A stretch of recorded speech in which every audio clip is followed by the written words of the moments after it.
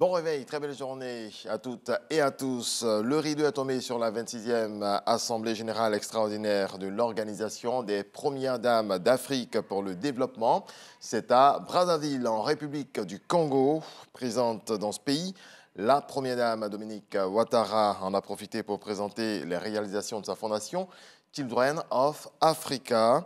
La nouvelle présidente du comité directeur de l'OPDAD est la présidente du Namibie. Voilà la première dame de Namibie. On fait le point avec Mama Traoré. À l'issue d'un huis clos, Monica Gingos, première dame de la République de Namibie, est désignée présidente de l'OPDAD, l'Organisation des Premières Dames d'Afrique pour le développement.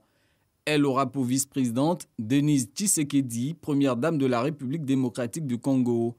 L'élection de ce nouveau comité directeur pour un mandat de 2 ans est l'un des temps forts de cette 26e Assemblée générale de l'OPDAD. Créée en 2002, cette entité regroupant les épouses de chefs d'État africains se donne pour mission d'agir dans divers domaines pour le bien-être des populations du continent. Un engagement que remplit depuis 25 ans la première dame de Côte d'Ivoire à travers sa fondation Children of Africa. Que ce soit dans le social, la santé, l'éducation et la protection des enfants, le bilan de Children of Africa est l'un des plus réluisants sur le continent. Nous intervenons dans les secteurs de la santé, de l'éducation et du social grâce aux contributions financières de nos généreux donateurs. Au titre des grands projets réalisés dans le domaine de la santé, je peux citer la construction d'un hôpital mère-enfant de niveau international avec un matériel de pointe spécialement dédié aux mères et aux enfants et qui rend d'énormes services aux populations. En effet, 1/4 de nos patients y sont soignés gratuitement. Dans le secteur de l'éducation, notre dernière réalisation en date est la construction en 2020 d'un groupe scolaire d'excellence dans la commune d'Abobo, dédié à nos enfants défavorisés qui peuvent ainsi recevoir une éducation de qualité dans un cadre adéquat. En ce qui concerne le secteur du social, nous avons réalisé de nombreuses actions dont les 4 principales sont la construction de 4 foyers d'accueil, dont un à Abidjan et les 3 autres à l'intérieur du pays, dédiés à la prise en charge des enfants en difficulté et des enfants victimes de traite, d'exploitation et de travail des enfants. Selon Dominique Ouattara, la fondation Children of Africa n'entend pas s'arrêter en si bon chemin. Notre plus grande satisfaction est de savoir que chaque action que nous engageons pour le développement de nos communautés contribue à rendre notre Afrique plus belle, plus solidaire et plus forte. Aussi, je voudrais terminer mon propos par des mots d'encouragement et de félicitations à l'endroit de chacune de vous, mes chères sœurs, ainsi que de notre organisation commune pour le bien-être de nos frères et sœurs. Cette 26e Assemblée générale a permis aux Premières Dames d'Afrique d'adopter un nouveau plan d'action. La présidente sortante de l'OPDAD s'est aussi félicitée des initiatives prises par les membres de l'organisation afin de renforcer la résilience des populations face à la Covid-19. Le bilan des actions de la Fondation Children of Africa également présenté aux Ivoiriens vivant au Congo. La Première Dame les a rencontrés. Dominique Ouattara a prêté une oreille attentive à leurs préoccupations. Jérôme Kofi Aboula. La rencontre s'est déroulée dans l'enceinte du Centre de conférence international de Kintélé, commune nord de Brazzaville. Dominique Ouattara reçoit dans une ambiance chaleureuse ses sœurs ivoiriennes qui ont choisi pour Eldorado la République du Congo. L'adresse de bienvenue a été prononcée par l'ambassadrice de Côte d'Ivoire au Congo, Maman Touré. Votre venue en terre congolaise donne de l'espoir à vos filles qui sont devant vous, ici, dans cette salle, dont les activités commerciales ont été éprouvées par la pandémie du Covid-19. Pour l'occasion, toute la communauté ivoirienne vivant au Congo s'est mobilisée autour des femmes. Les échanges avec la Première Dame ont été le lieu pour les premiers représentants de la communauté ivoirienne d'évoquer les sujets liés à l'épanouissement des femmes. Nous voudrions faire part de nos différents projets qui, face aux difficultés que nous traversons en cette période de pandémie, pourraient soutenir nos besoins. Votre appui, surtout dans le secteur de l'agriculture, est particulièrement sollicité. Pour sa part, Dominique Ouattara s'est montrée admirative du labeur des Ivoiriennes vivantes au Congo. Elle leur a également fait part des activités que sa fondation Children of Africa mène au profit des femmes, notamment le FAFSI, Fonds d'appui aux femmes de Côte d'Ivoire. Alors, chère sœur, j'ai reçu votre document ici et ça m'a beaucoup intéressée. J'ai regardé et je peux vous dire que nous sommes en train d'étudier comment mettre le FAFSI à disposition des Ivoiriennes qui sont hors de Côte d'Ivoire. J'ai vraiment émis le souhait que le FAFSI vous soit octroyé ici à Brazzaville. Et ma directrice de cabinet, Madame Miao, vraiment, je lui ai donné des instructions à ce sujet. Elle étudiera les modalités de sa mise en œuvre avec Madame l'ambassadeur Touré Maman afin que cela soit un succès. En attendant la mise en place de cette ligne de crédit FAFSI, la première dame Dominique Ouattara a apporté un soutien financier de 10 000 $ à l'association regroupant les Ivoiriennes qui vivent au Congo.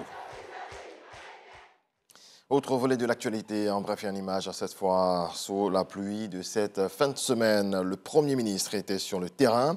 Patrick Hachi a effectué la visite d'un certain nombre de chantiers d'infrastructures structurant la ville d'Abidjan en vue de s'enquérir de l'état d'avancement des travaux. Il s'agit notamment des sorties est allant de Yopougon à Abobo, à Niama, Thomasé, et des sorties ouest de Yopougon vers Songon, Jacquesville et Dabou, ainsi que du 4e pont qui relie Adjamé à Yopougon. Le chef du gouvernement s'est dit rassuré de la bonne évolution des travaux. Les travaux que nous avons vus sont bien avancés. Nous sommes confiants qu'ils s'achèveront dans les délais. Nous avons bien sûr quelques difficultés résiduelles liées au déplacement des populations et au déplacement des réseaux qui sont habituels et que nous connaissons sur ces chantiers de façon classique. Les explications qui nous ont été données par le ministre méritent que nous ayons quelques réunions complémentaires avec les entreprises qui réalisent ces travaux-là.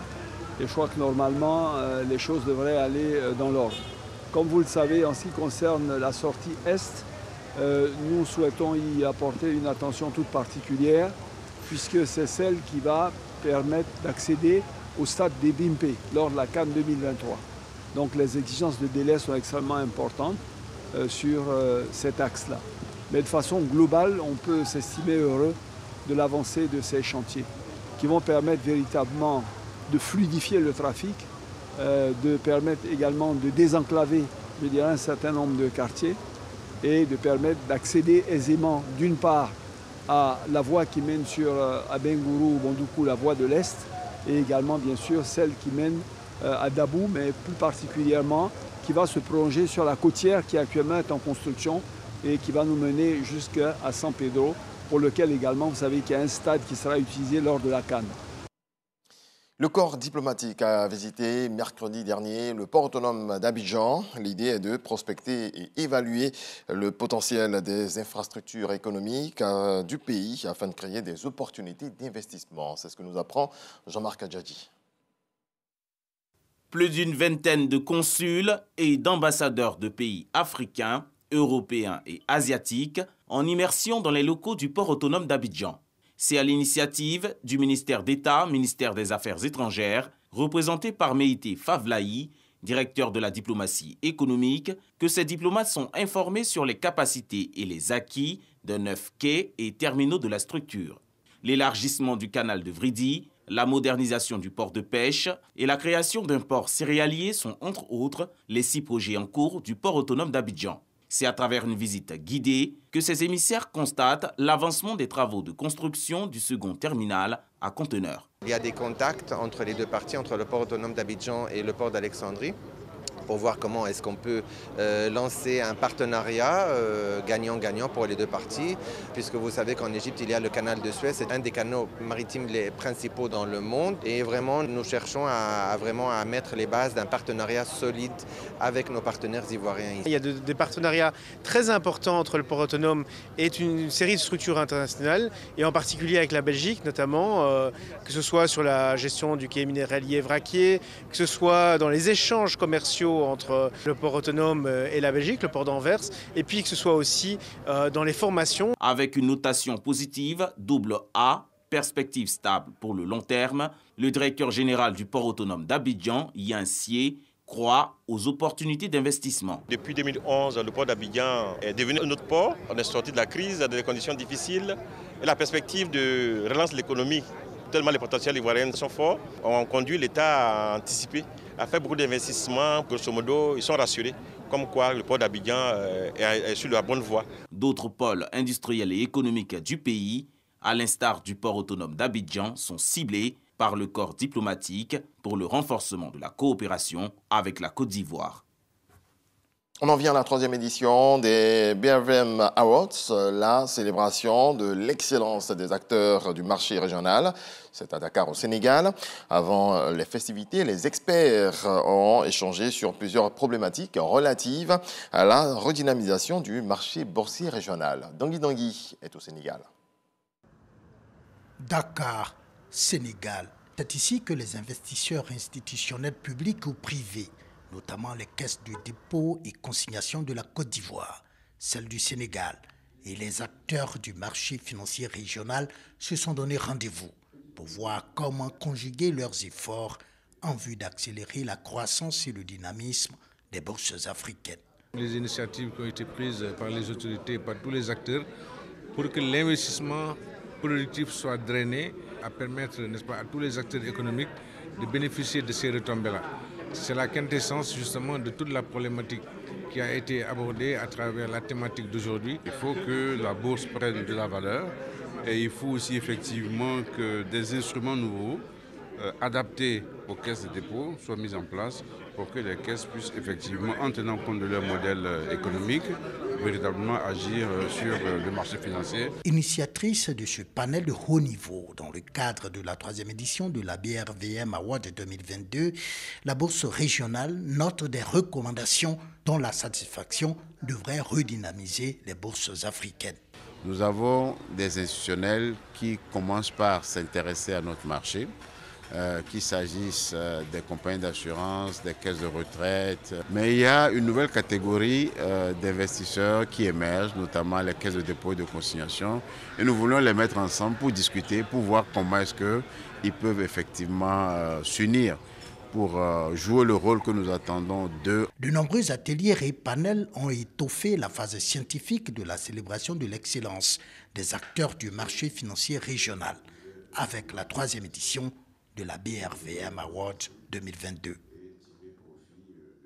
Dans le reste de l'actualité en France, 9 mois après l'ouverture du procès des attentats du 13 novembre et au terme de 3 jours de réquisition, les 3 avocats généraux ont requis la perpétuité incompressible à l'encontre de Salah Abdeslam, seul survivant du commando terroriste du 13 novembre 2015.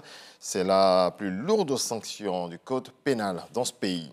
Et puis, le président ukrainien Volodymyr Zelensky a déclaré que des soldats résistaient à l'avancée de l'armée russe à Sieverodonetsk, ville clé du Donbass.